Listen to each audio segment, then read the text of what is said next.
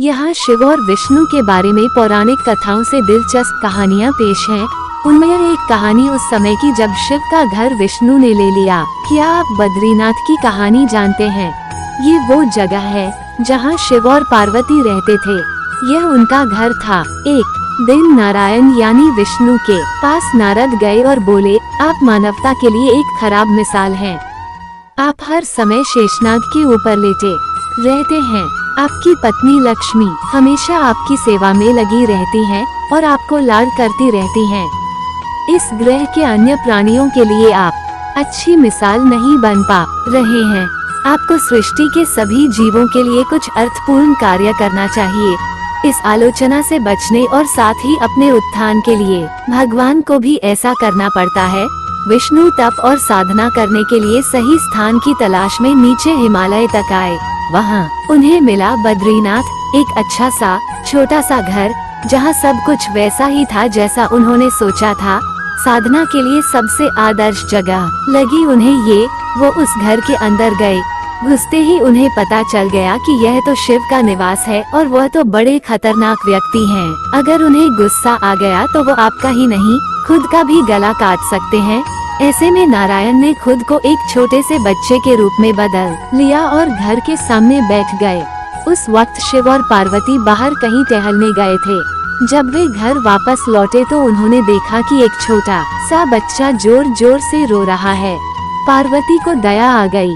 उन्होंने बच्चे को उठाने की कोशिश की। शिव ने पार्वती को रोकते हुए कहा, इस बच्चे को मत छूना। पार्वती ने कहा, कितने क्रूर हैं आप, कैसी नासमझी की बात कर रहे हैं। मैं तो इस बच्चे को उठाने जा रही हूँ, देखिए तो कैसे रो रहा है। शिव बोले, जो तुम देख रही हो उस पर भरोसा मत करो। मैं कह रहा हूँ ना, इस बच्चे को मत उठाओ। बच्चे के लिए पार्वती की स्त्री सुलभ मनोभावना ने उन्हें शिव की बातों को नहीं मानने दिया। उन्होंने कहा, आप कुछ भी कहें, मुझे कोई फर्क नहीं पड़ता। मेरे अंदर की माँ बच्चे को इस तरह रोते नहीं देख सकती। मैं तो इस बच्चे को जरूर उठाऊंगी। और यह कहकर उन्होंने बच्चे को उठाकर अपनी गोद में ले लिया। बच्चा पार्वती की गोद में आराम से था और शिव की तरफ बहुत ही खुश होकर देख रहा था। शिव इसका नतीजा जानते थे, लेकिन करे तो क्या करें। इसलिए उन्होंने कहा, ठीक है, चलो देखते हैं क्या होता है। पार्वती ने बच्चे को खिला पिलाकर चुप किया और वहीं घर पर छोकर खुद शिव के साथ गर्म पानी से स्नान के लिए बाहर चली गईं। वहाँ पर गर्म पानी के कुंड हैं। उसी कुंड पर स्नान के लिए शिव आए तो देखा कि घर अंदर से बंद था। शिव तो जानते ही थे कि अब खेल शुरू हो गया है।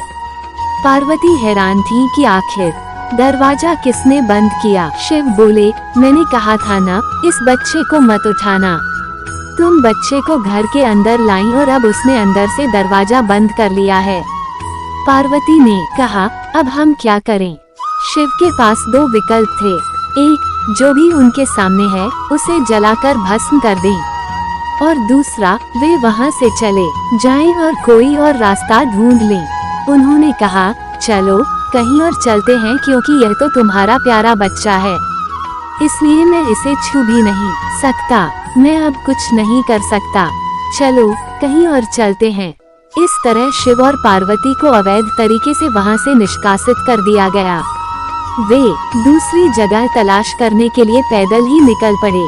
दरअसल बद्रीनाथ और केदारनाथ के बीच एक चोटी से दूसरी चोटी के बीच सिर्फ 10 किलोमीटर की दूरी है। आखिर में वह केदार में बस गए और इस तरह शिव ने अपना खुद का घर खो दिया। आप पूछ सकते हैं कि क्या वो इस बात को जानते थे? आप कई बातों को जानते हैं, लेकिन फिर भी आप उन बातों को अनदेखा कर उन्हें होने देते हैं। आपको हमारी ये कहानी अच्छी लगी हो तो सब्सक्राइब और लाइक जरूर करना। Thank you for watching my channel.